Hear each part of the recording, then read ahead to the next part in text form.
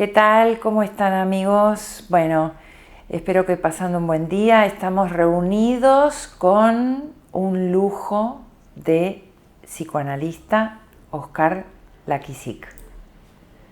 Hace Hola. tiempo que queríamos juntarnos, ¿no? Sí, bueno, gracias, en principio gracias por la invitación. Vengo siguiendo toda la serie de charlas que vas dando y me parece muy interesante el lugar que le das a la persona, básicamente, ¿no? Más allá de la generalización, escuchar a la persona en ese punto tan íntimo, tan individual, ¿no? Y bueno, gracias por la invitación. Un gusto tenerte aquí, para que nos digas tres cosas como Sí. pueden ser las que se te ocurran. Sí, a ver. Cosas que proponemos Dispara. y después, exacto. Por las cuales no tenemos que tenerle miedo al psicoanálisis. Wow. 3 cosas por las cuales no tenemos que tenerle miedo al psicoanálisis. Bueno, a ver. Primero se me ocurre descomponer la pregunta en 2 partes. Una que es ¿por qué se le tiene miedo al psicoanálisis? Y la otra es ¿por qué no hay que tenerle miedo al psicoanálisis? Entonces, en definitiva, lo que tengo que hablar es ¿qué es el psicoanálisis? Porque a veces se tiene miedo a cosas que no sabemos qué son. Por ejemplo, le tengo miedo al psicoanálisis. ¿Y qué es el psicoanálisis? No lo sabemos. Voy a explicar sintéticamente de dónde viene esto, cómo es. Bueno, casi todos sabemos que Freud fue el creador del psicoanálisis. ¿Por qué le pone psicoanálisis? Vamos a empezar con la palabra. Freud es un neurólogo, no es un improvisado, viene de la medicina, de la neurología. Entonces empieza a ver que hay pacientes que tienen síntomas que no responden a una causa orgánica. Entonces empieza a investigar y empieza a ver que hay algo más allá de lo orgánico que genera síntomas. Por ejemplo, una parálisis, podría ser una neurosis obsesiva, podría ser muchísimos síntomas. Entonces, la palabra psicoanálisis, ¿de dónde viene? Viene de como si fuese una analítica de la psiquis. Análisis lo toma del análisis químico, ¿no? Entonces, lo que hace es un análisis del aparato psíquico y empieza a descubrir diferentes partes. Diferentes partes que algunas las conocemos como el consciente, el subconsciente y el inconsciente, y otras son más complicadas porque tienen funciones complejas, que son el yo, el superyo y el ello. Esto que yo estoy diciendo de una forma muy, muy fácil y muy sencilla, así, al señor Freud le llevó muchísimos años de desarrollo, de ver a los pacientes, de analizar, de trabajar. Entonces, ¿qué pasa? Cuando, a grandes rasgos estoy contando un poco la historia, ¿no? Pero el psicoanálisis en su época fue muy revolucionario, en tanto descubre algo que no le gustó a la sociedad científica. Claro. ¿Por qué? Porque estaba en contra de lo que venían suponiendo y estudiando. Entonces fue como una revolución. Esta revolución que habla de la sexualidad, que habla del Edipo, de conceptos que asustan a la sociedad científica, cuando Freud muere empiezan a vapulear de alguna manera todo el proceso que hace Freud, el estudio y demás, ¿no? En tanto, no interesa que encontrar un porqué en el fondo del sujeto, porque el saber estaba puesto en la ciencia, ¿sí? No. ¿Se entiende? Sí, ¿Me explico más o menos? Vale, estaba puesto en la ciencia, entonces yo sé lo que a ti te pasa y con esta medicación te voy a curar, te voy a salvar. Lo que dice la ciencia que te pasa. Efectivamente. Y cómo dice la ciencia que se resuelve. Exacto. Entonces aquí lo que yo voy a plantear, cuando tú dices lo que dice la ciencia que te pasa, vamos a ponerle un nombre más genérico, lo que dice el otro que te pasa. Claro. ¿No? Porque aquí hay una cuestión muy importante que es la significación que me da el otro. Claro. ¿No? Yo me llamo Oscar, ¿por qué? Porque hay dos otros que se les ocurrió que me iba a llamar Oscar. Esta es mi mano derecha, ¿por qué? Porque me dijeron, esta es la mano derecha. Yo estoy constituido por lo que el otro me dijo. Pero ¿qué pasa con mi interior? ¿Qué pasa con lo que yo verdaderamente soy? Entonces ahí aparecen estas fuerzas que se llaman pulsiones internas, pulsiones que son la energía que tenemos. Entonces esa energía va hacia un lugar que está relacionado con algo que se llama deseo, ¿sí? El deseo que cada uno de nosotros tenemos y que nos hacen únicos e irrepetibles. Tú tienes uno, yo tengo otro. ¿Por qué? Por las circunstancias simbólicas en las que nos desarrollamos, ¿no? En la familia, el contexto social, etcétera, etcétera. Entonces esa pulsión quiere salir, pero encuentra un freno, ¿sí? Esa pulsión interna se llama principio de placer, ¿sí? Puro placer. Perdón, voy a tomar un traguito de agua. Sí, claro que sí. Es que estás dando, o sea, yo quisiera aclararle a nuestra comunidad que estás haciendo una síntesis absoluta, pero que un poco salvaje, flipando. Quizás. Bueno, pero es que una síntesis que solo puede hacer, creo yo, una persona muy conocedora de un tema. Bueno, algunos años ¿No? llevo, sí, bueno, sí.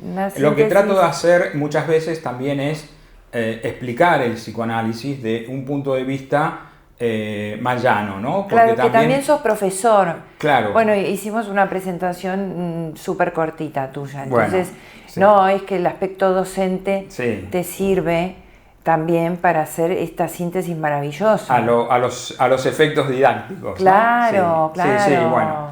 Y lo que intento hacer es bajar un poco, no porque esté más arriba o más abajo, sino porque se creen estar más arriba o más abajo algunos términos psicoanalíticos que si nos ponemos a profundizar y todo, sí dar cuenta del objeto y nadie entiende nada. Yo lo digo lo más llanamente posible para que se entienda. Y se agradece. Entonces, este es uno de los miedos. Este es uno de los miedos. En relación a la propuesta. ¿No? Porque ¿con qué me voy a encontrar en el psicoanálisis? Con un señor que me va a llevar a no sé dónde, no sé, somos brujos. Sí, o todo ¿sabes? El rato a decir los tópicos o las bromas que a veces se hacen, inclusive de ajá.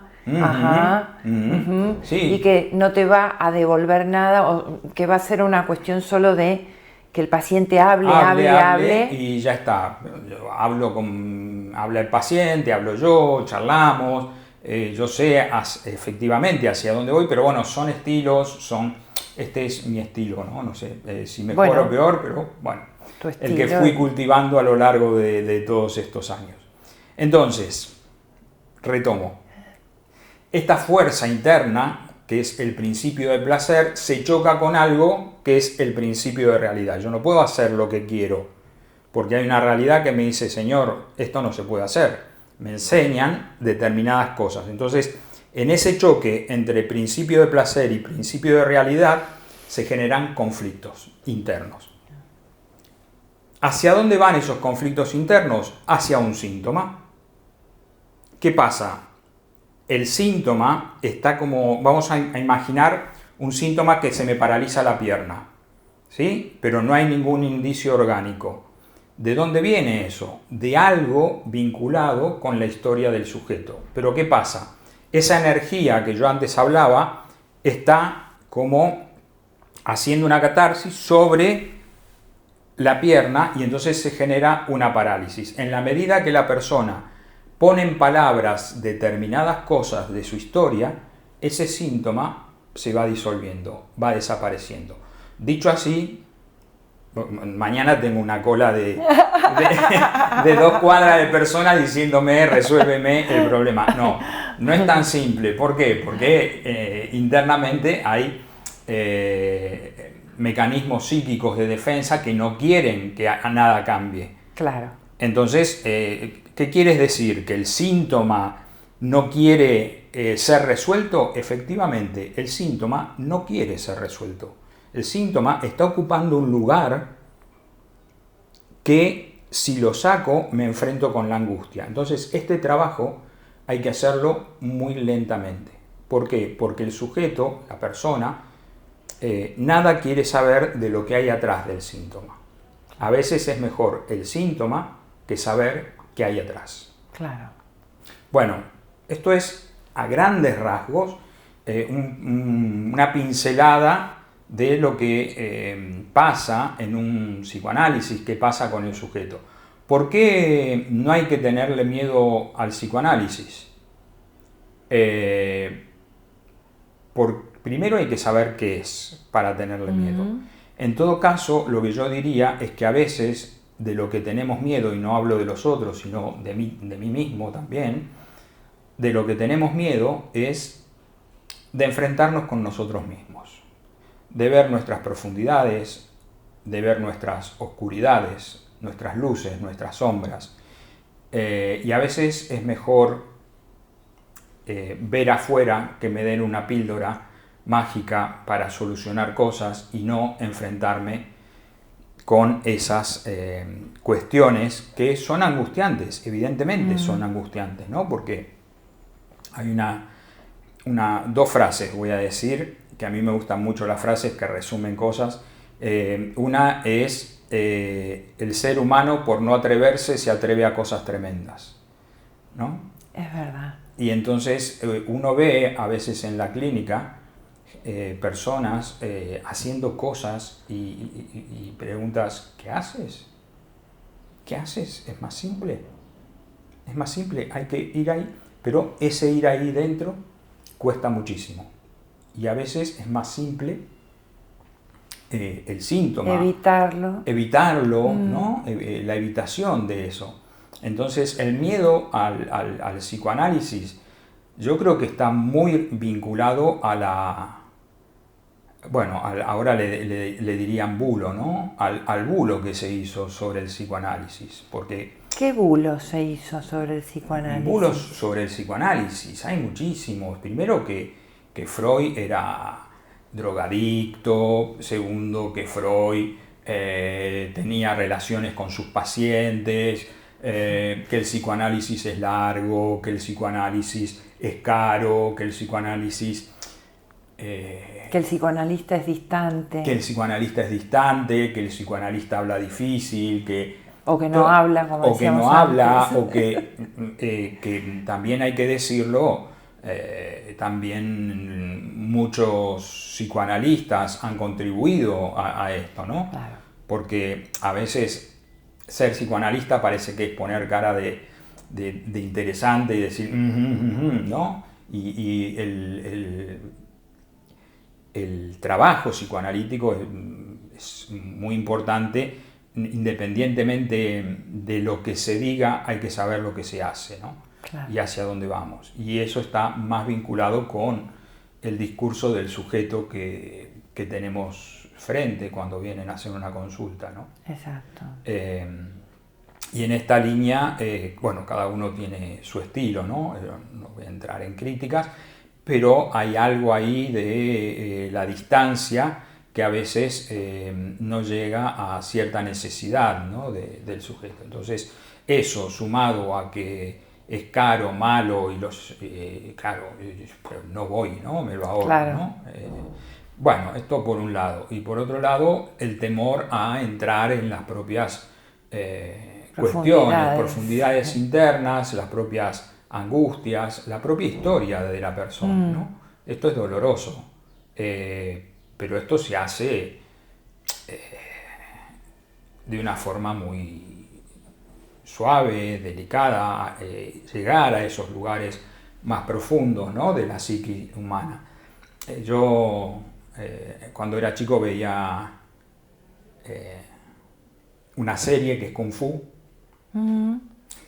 que para salir del monasterio tenía que caminar por el papel de arroz. Entonces, si dejaba marcas, no podía salir. Y entonces, hasta que no pasaba por el papel de arroz sin dejar marca, no lo dejaban salir del monasterio. Yo a veces digo, el psicoanálisis es este proceso, ¿no? Que podemos hacer muchas metaforizaciones, ¿no? Pero este proceso de entrar en un lugar que es lo más íntimo de la persona sin dejar marcas, sino que esa persona encuentre ese camino de entrada y salida. Entonces, cuando ese camino de entrada y salida se produce, esa persona encuentra la paz, encuentra la tranquilidad, encuentra, bueno, en definitiva se encuentra con sí mismo, ¿no? Bueno, no sé si más o menos. A mí me parece que sí, que te respondía por qué el miedo, ¿no? Que yo creo que absolutamente, que quedó claro. Bueno, hiciste una síntesis maravillosa.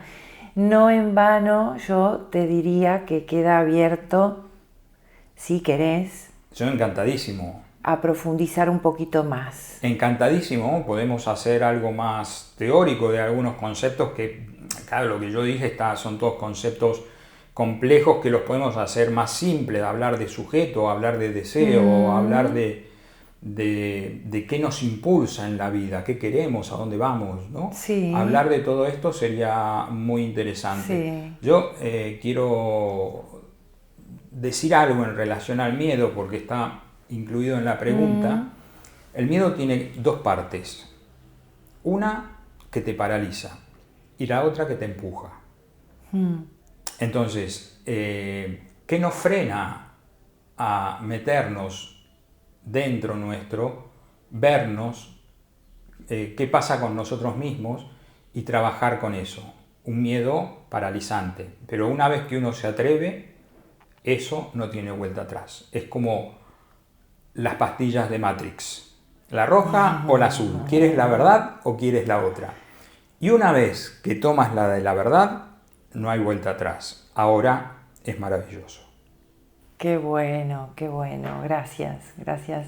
Gracias por a vos. Este final precioso. Muchas gracias y gracias por la invitación. Bueno. Yo encantadísimo, Silvia, si cuando digas podemos Pues continuar. sí, lo haremos porque me encantó. Ya sabía que nos ibas a aportar gran valor. Bueno, muchas gracias y espero que les sirva a la audiencia. Y que nos dejen, bueno, como siempre decimos, comentarios, preguntas. En este caso yo las compartiré con Óscar y iremos dando respuesta. Por supuesto. Y si quieren también alguna cuestión en particular que desarrollemos y demás, encantadísimo también que nos propongan. De poder hacerlo. Y muy bueno, bien. Un placer trabajar con vosotras. La verdad que muy lo mismo digo. Bueno, gracias. Venga, que pases buen día. Igualmente. Chao. A ustedes también. Adiós.